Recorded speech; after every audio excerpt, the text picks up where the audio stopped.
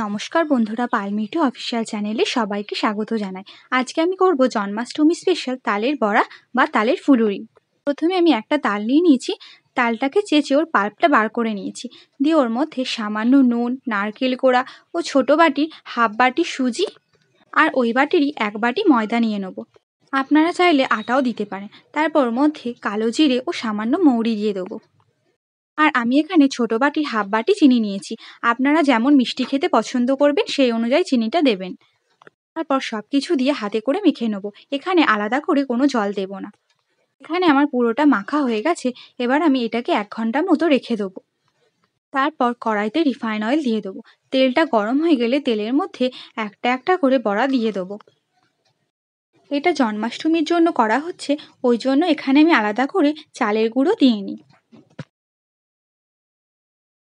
এখানে আমার বড়াগুলো দেওয়া হয়ে গেছে। এবার আমি একদিকটাকে মিডিয়ামে ভালো করে ভেজে নেব। দুই দিকটায় এরকম মিডিয়ামে দিয়ে ভালো করে লাল লাল করে ভেজে নেব।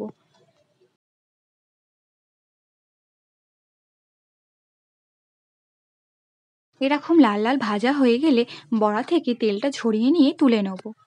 রেসিপিটি কেমন লাগলো কমেন্ট করে জানাবেন, আর ভালো লাগলে লাইক শেয়ার সাবস্ক্রাইব করে পাশে থাকবেন। Thank you.